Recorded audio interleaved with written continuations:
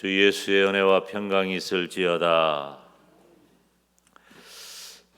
지난 시간에 지금 요한복음 설교 6번째 시간인데요.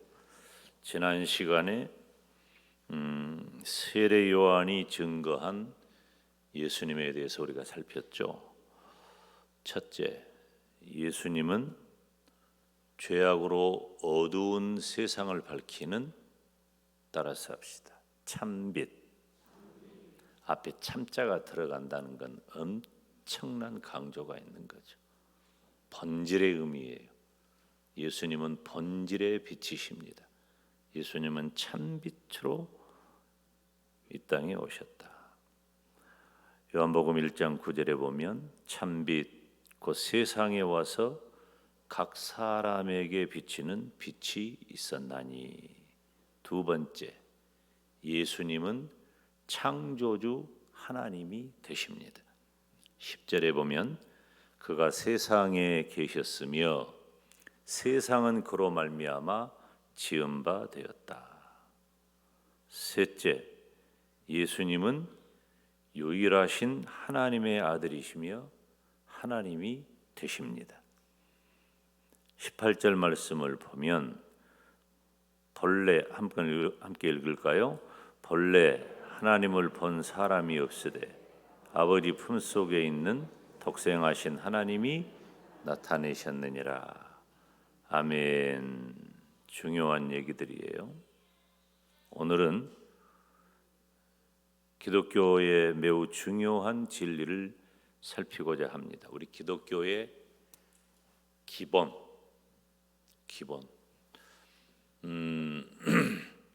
핵심 가치, 매우 중요한 진리예요. 12절 말씀 함께 읽습니다. 시작. 영접하는 자, 곧 그 이름을 믿는 자들에게는 아멘, 하나님의 자녀가 되는 권세를 주었다. 이 말씀을 원어를 그대로 직역을 해보면, 그러나, 이 그러나라고 하는 것은 11절에 대조에서 나온 말이에요. 그를 맞아들이는 자들마다 그는 그의 이름을 믿는 그들에게 하나님의 자녀가 되는 권세를 주셨다라는 것이죠. 지금 12절과 11절은 대조를 이룹니다. 참빛 되신 예수님. 우리가 예수님은 어떤 분이냐? 9절에 있는 말씀처럼 죄악으로 어두운 이 세상을 밝히는 참빛으로 예수님은 오신 겁니다. 그런데 참빛이신 예수님께서 이 땅에 오셨지만 자기 백성이 의도적으로 예수님을 거부했다는 거죠. 오늘 본문 요한복음 1장 9절로 11절 사이에 있는 말씀 우리가 함께 읽어봅니다. 시작. 참빛 곧 세상에 와서 각 사람에게 비치는 빛이 있었나니 그가 세상에 계셨으며 세상은 그로 말미암아 지은 바 되었으되 세상이 그를 알지 못하였고 자기 땅에 오매 자기 백성이 영접지 아니하였으니. 자, 보세요. 빛이 왔는데 어두움이 빛을 몰라. 두 가지예요. 첫째, 어두움이 빛을 알 수 없을 정도로 깊은 거예요. 죄악이 그만큼 컸다는 거죠. 여러분, 우리들이 흔히 말씀을 들을 때나 생각을 할 때 죄라고 하는 단어를 너무 가볍게 여기는 경향이 있어요. 죄는 무섭고 무거운 겁니다. 해결할 수 없이 무섭고 무거운 것이 죄예요. 근데 우리는 교회 안에서 죄종을 통해 말씀을 들을 때 지금 이 죄 문제가 해결되고 죄를 용서받았다, 이 논리가 너무 가벼워요. 이것 또한 무거워야 돼요. 죄가 더한 곳에 은혜가 더하는 겁니다.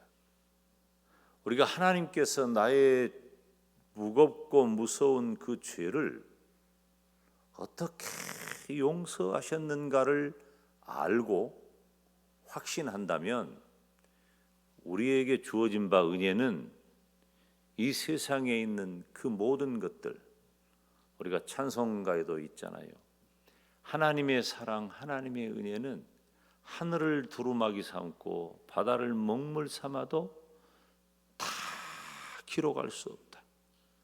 이건 그저 시적인 표현이 아니라 실제로 그렇다는 거예요. 어떻게 나 같은 죄인이 어떻게 그 죄를 용서받을 수 있냔 말이에요. 있을 수가 없는 일이지. 그런데 실제로 그 일이 나에게 일어난 겁니다. 어두움이 빛이 왔는데 깨닫지를 못해. 그만큼 어두움이, 즉 죄악이 깊고 크다는 것입니다. 두 번째는 참빛 되신 예수님을 거부할 정도로 악이 극에 달해 있는 거예요. 우리 인간의 죄악된 상태가 그렇다는 것입니다. 백성들은 의도적으로 예수님을 거부했습니다.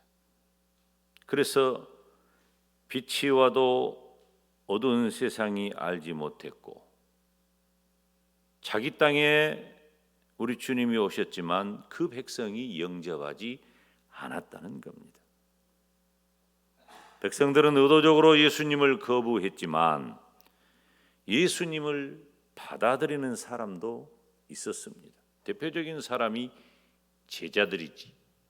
제자들은 예수님을 만나 그 예수님 앞에 자신들이 죄인인 것을 고백하고 예수님을 구세주로 모십니다. 그래서 예수님을 받아들이는 사람,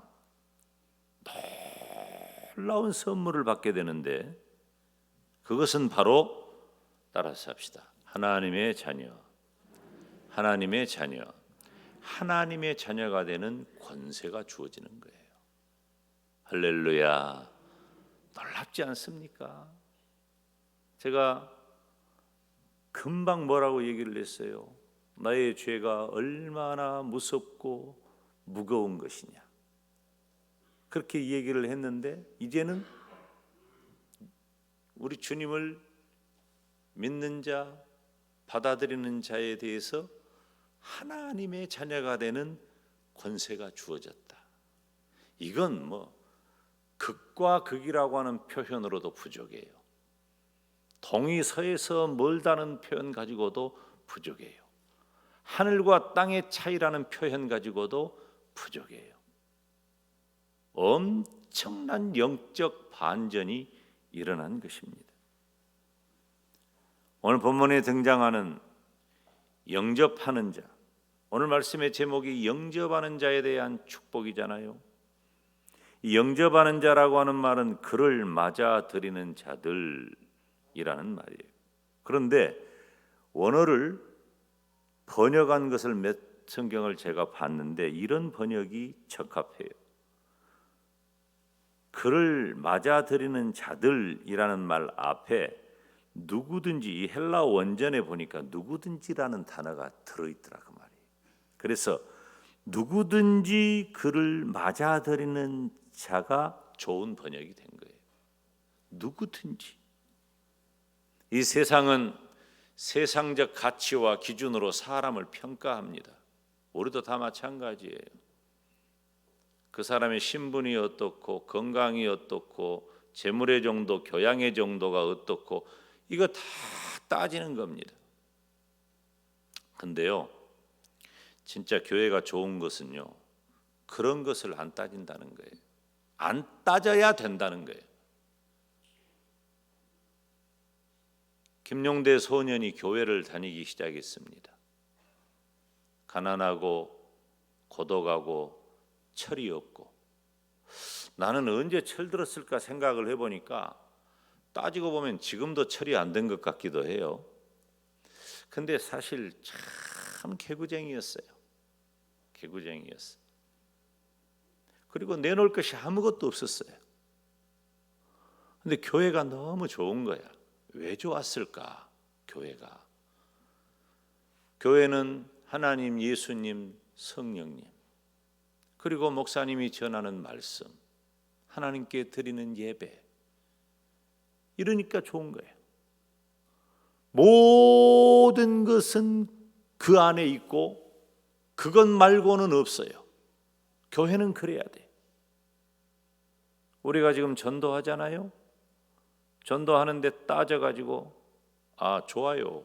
전도의 효과적인 전도법 가운데 해당하는 기관이나 부서의 장을 전도하면 그 단체를 전도하기가 쉬워요. 그러니까 전도 공약법 가운데 그 장을, 기관장이라든지 해당한 부서장이라든지 이런 분 전도하는 것은 효과적인 전도 전략이 될 수 있어요. 그런 의미에서는 필요하지만 그 사람들이 가지고 있는 어떤 지위나 재물의 능력이나 리더십이나 이것이 대단하니까 이분은 자격이 갖춰졌다? 그런 것 없어요. 다 같은 거예요. 그러니까 제가 살아남을 수 있었어요. 그러니까 제가 교회 안에서 여전히 그것이 존재한다는 것을 깨달았을 때는 이미 내 믿음이 확고해진 때야. 그러니까 시험이 좀 들고 속상한 경험을 하기는 했어도 교회를 떠날 만큼은 아니었어. 그러니까 버텨낸 거지. 나중에 알았다니까 나도 교회가 완벽한 공동체는 아니구나. 교회도 우리끼리 있으니까 하는 말이지만은 좀 불편하고 힘든 면이 왜 없어요? 있죠. 근데 제가 그것을 알았을 때는 이미 늦었어. 내 믿음이 너무 확고해졌어. 그래서 교회 안 떠나고 목사가 된 거예요. 제 개인적으로는 할렐루야죠. 그런데 교회 안에서 정말 중요한 것은 바로 누구든지라고 하는 이 단어가 중요하다는 거예요. 어떤 계층, 어떤 자격, 어떤 조건이 필요 없어요. 가난하고 빈 마음 하나면 되는 거예요. 교회는 실제로 그렇습니다. 다시 말하면 예수님을 영접한 개개인의 초점이 맞추어져 있는 거예요. 한 사람 한 사람에게. 여기서 영접하는 자들, 즉 맞아들이는 자들, 누구든지 맞아들이는 자들은 하나님의 자녀가 되는 권세가 주어졌다. 이 누구든지라고 하는 것은 어떤 특정한 자격과 조건을 따지지 않는 개인을 말하는 거예요. 그러니까 우리 여기 있는 성도들 한 사람 한 사람이 다 그에 해당하는 분들이라는 것이죠. 예수님을 영접한 한 사람 한 사람을 그 이름을 믿는 자들이라 그랬어요. 따라서 합시다. 그 이름이 뭐예요? 예수님 이름이잖아요. 예수님을 믿는 것 말이에요. 그렇다면 예수님을 믿는다는 것을 무엇을 말하는 걸까? 예수님을 믿는다는 게 뭐예요 도대체? 여러분 예수님을 믿으십니까? 무슨 예수님을 믿는 거예요? 이게 굉장히 광범위합니다.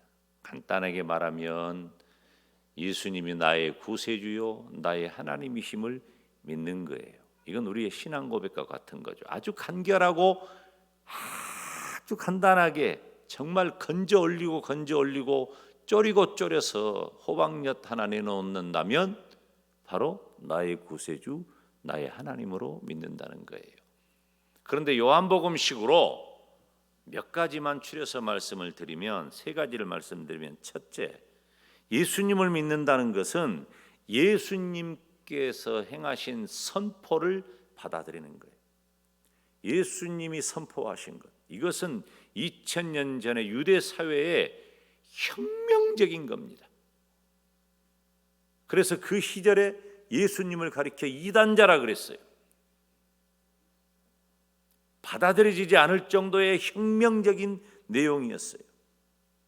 그래서 예수님을 믿는다는 것은 예수님의 가르치심, 그리고 예수님께서 행하신 일, 예수님께서 명령하신 것을 받아들이는 거예요. 예수님을 믿는 거예요. 두 번째는 예수님께 나의 생명을 위탁하는 겁니다. 나의 생명은 주님께 있다고 온전히 드려버리는 거예요. 그래서 바울식으로 언급을 하자면 우리는 나를 위하여 십자가에 못 박혀 죽으신 주님을 위해 사는 거예요. 주님 안에 내가 있고 내 안에 주님이 있어. 완전히 주님께 위탁하는 거예요. 세 번째는 예수님께 전적으로 헌신하는 것이 예수님을 믿는다라고 하는 거예요. 믿음은 쉬운 일이 아니에요. 시간이 거듭하면 거듭할수록 참 쉽지 않아요. 지금 12절에 기록하고 있는 영접하는 자 곧 그 이름을 믿는 자들에게는 하나님의 자녀가 되는 권세를 준다. 영접하는 자에게 주어진 이 축복은 사뭇 11절에 기록한 세상의 태도하고는 전혀 다른 겁니다. 왜 그럴까요? 왜 이 세상은 빛 대신 예수님이 자기 땅에 왔는데 알아보지도 못하고 맞아들이지도 않는데 예수님을 영접한 성도에게는 이것이 가능할까? 예수님을 영접한 성도는 하나님의 자녀라고 하는 신분의 변화가 이루어진 겁니다. 전혀 다른 존재가 된 거죠. 생긴 건 여전히 똑같지만 전혀 다른 존재가 된 거예요. 예수님을 영접한 성도들은 본래 하나님의 자녀들이라고 하는 권세를 부여받을 만한 자격이 없는 사람들입니다. 우리 중에 어느 누구가, 제가 앞서 언급했듯이 우리 중에 어느 누구가 하나님의 자녀라고 하는 권세를 부여받을 만한 자격, 조건, 형편, 환경을 갖췄습니까? 아무도 그러지 못해요.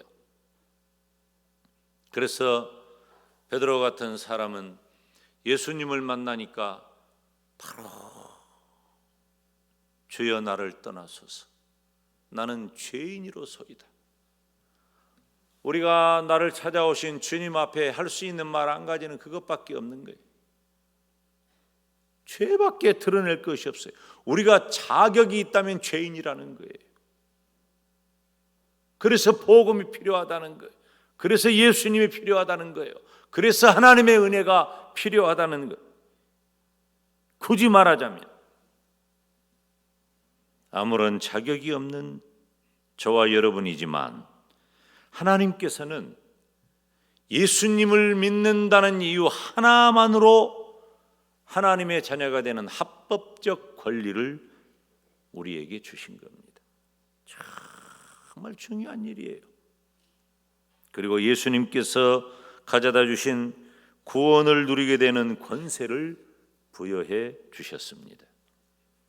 사랑하는 성도 여러분, 저와 여러분은 이제 예수님을 영접하고 예수님을 믿음으로 구원을 받은 줄로 믿습니다. 그래서 이제 우리는 하나님의 자녀라고 불리우는 권세를 누리는 대단한 행복자가 된 겁니다. 여러분 얼마나 기가 막힙니까? 얼마나 대단하고 얼마나 놀랍습니까? 나 같은 죄인이 빛을 알아볼 수 없을 정도로 무겁고 무서운 죄인이었던 나를 하나님이 선택하고 구원하셔서 하나님의 자녀라고 불리는 그런 권세를 갖게 되었어요. 여러분, 저는 수도 없이 말씀을 공부하고 또 공부한 바를 정리해서 전하는 그런 일을 하는 목사지만 매우 근본적이고 매우 기초적인 이 말씀, 이 진리 앞에 저는 지금도 전율합니다. 어떻게 나 같은 죄인이 하나님의 자녀라고 불리는 이런 행복을 갖게 되었을까? 여러분, 어떻게 이런 일이 가능해요? 여러분은 힘썼습니까? 애썼습니까? 열심을 냈습니까? 그래서 그것이 이루어졌을까요? 천만의 말씀이 전적으로 하나님 아버지께서 우리에게 주신 사랑의 결과인 줄 믿습니다. 하나님의 사랑, 따라서 합시다. 하나님의 사랑.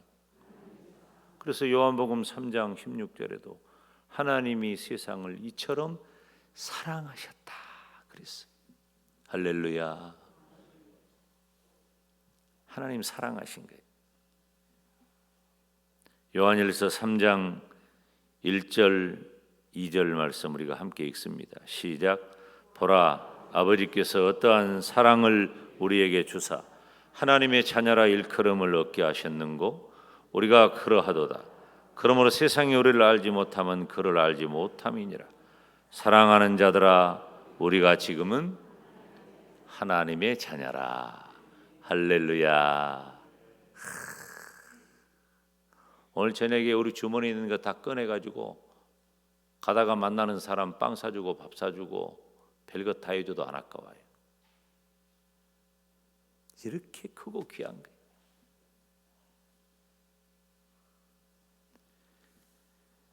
우리가 과거에 빛을 알아볼 수 없을 정도로 무섭고 무거운 어두움의 자식이었는데 하나님의 사랑으로 말미암아 내 마음의 문을 여시고 성령의 역사로 말미암아 예수님을 나의 구세주, 나의 하나님으로 영접하게 되었어요.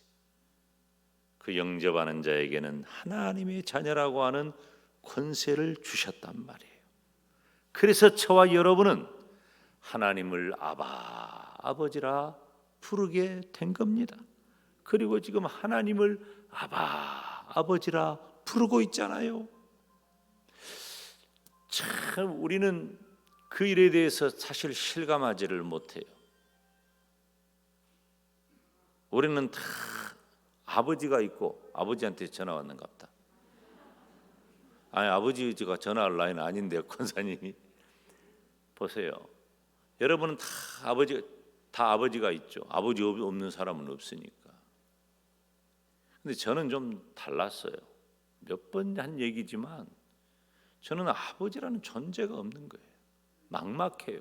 우리 아이들에게 너무 미안한 게 아버지가 뭔지 모르고 자랐기 때문에 아버지가 어떻게 해야 한 줄을 몰라. 아직도 잘 몰라. 지금은 이렇게 해야 될까 하는데 매번 시행착오를 하네.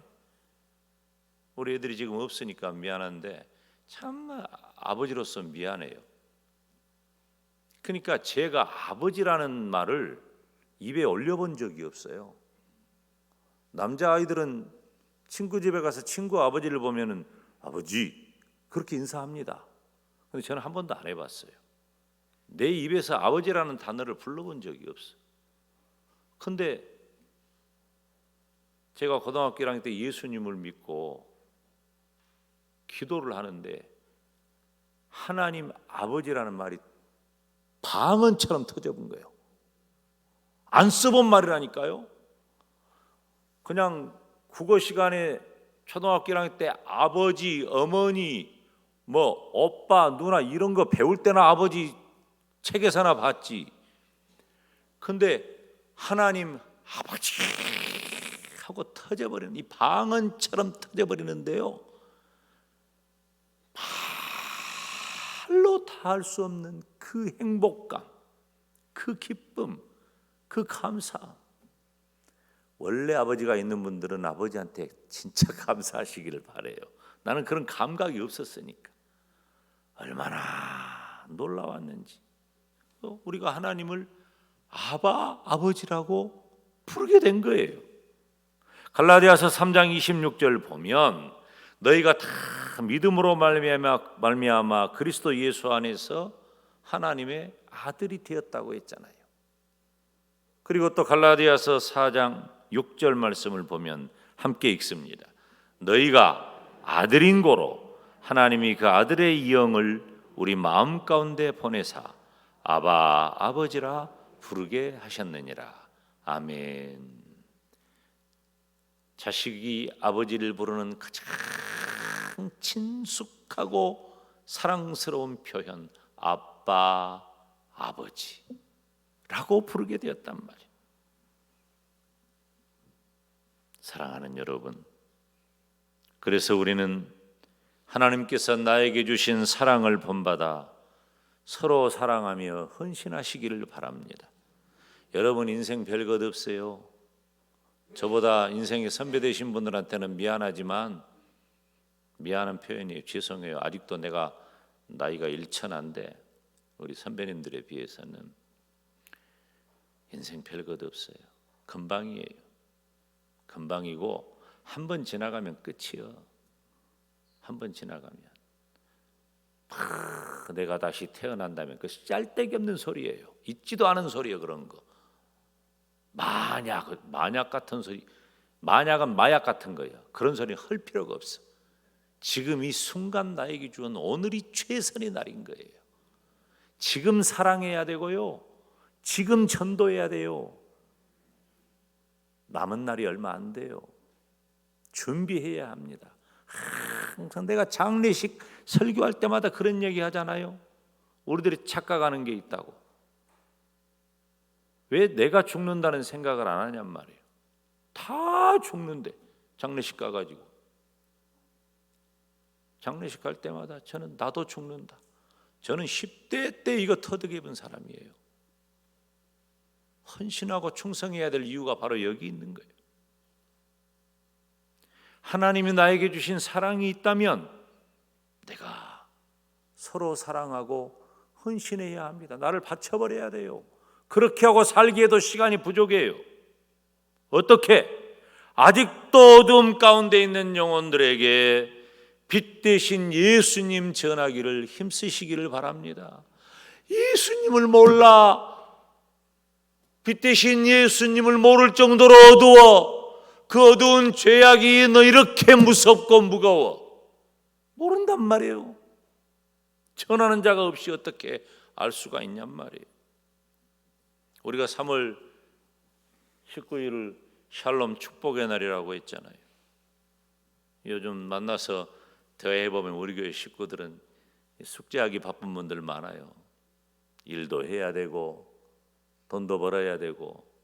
그런데 또 교회에서 하는 이런 영적인 거룩한 운동, 전도 운동하고 있잖아요. 이것도 중요하니까 이 무거운 일에 여러분들을 끌고 다녀서 정말 죄송해요. 그러나 이거 해야 돼요. 지금 전도할 때입니다. 전도할 때. 한 영혼이 구원받는 일은 너무나도 크고 중요한 일이에요. 언제 우리가 이렇게 전도 얘기 많이 해본 적이 있어요? 저는 제 평생 처음 해봐요. 이렇게. 나는 어려서부터 지금까지 이렇게 오랜 기간 전도 얘기만 하는 거 처음 봤어요. 내가. 영광대교의 성도라면 지금 전도해야 돼요. 예수님 믿으세요. 예수님 믿고 천국 갑시다. 우리 영광대교에 한번 와보세요. 뭔 말이든지 괜찮아요. 교회에 출석한 지 오래된 성도들이 참 많아요.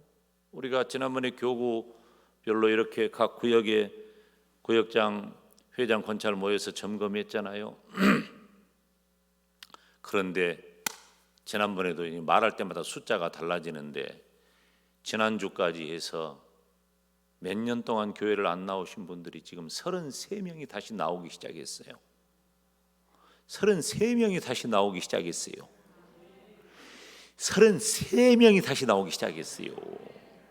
기적 같은 일이에요. 꿈쩍도 안 한 분들이 예배당에 앉아 계신 분이 많아요. 지금 그분들이 예배당을 떠나서 국적도 안 한 분들이요, 몇 년 동안. 근데 예배당에 와 계시잖아요. 너무너무 감사한 일이. 그리고 매주일 계속해서 새 가족이 오고 있잖아요. 계속해서. 지금 내가 당에서 의논을 하려고 그러는데 설교 시간에 미리 말해버리면 또 그러니까 나중에 당에서 의논한 다음에 다시 이건 말씀을 드릴 거예요. 여러분, 2000년 전에 빛 대신 예수님께서 오셨지만 사람들은 알아보지 못하고 거부했습니다. 예수님께서는 제자들에게 그리고 이 땅의 교회와 성도들에게 그 빛을 전하라는 사명을 주셨어요. 영접하는 자들에게 하나님의 자녀가 되는 권세가 있다는 것을 알려줘야 합니다. 알려줘야 돼요. 내가 예수님을 믿고 구원받아서 하나님의 자녀가 되고 그래서 얼마나 행복하고 감사한가. 뭐 좀 뭔 일 있으면 그냥 입이 귀에 걸려가지고 좋아서 웃고 못 감춰. 뭔 좋은 일이 있을까? 못 감춰. 궁금해 죽어버리라고 말 안 해도 다 얼굴에 드러나. 그리고 참지 못해 내 입이 말하잖아요. 근데 내 인생에 일어난 가장 기적 같은 일, 가장 놀라운 일, 가장 축복된 일, 가장 기쁜 일, 가장 행복한 일, 가장 아름다운 일, 그 빛이 왔는데 깨달을 수 없을 정도로 무섭고 무겁게 어두움에 쌓였던 내가, 그분이 나의 구세주인 줄 알고 나의 하나님인 줄 알고 내가 영접하였더니 나를 하나님의 자녀가 되도록 권세를 주셨어요. 그 아름다운 이야기를 전해야 되지 않겠어요? 말해야 되지 않겠어요? 나만 간직하지 말고 내 새끼, 내 부모, 내 친척, 내 이웃, 무엇보다도 가장 좋은 시간을 하루 종일 같이 지내는 직장 동료들에게 말해야 되지 않겠냐 그 말이에요. 영접하는 자에 대한 하나님의 놀라운 축복을 간직하고 그 아름다운 소식을 전하는 우리 모두가 되시기를 주님의 이름으로 축원합니다.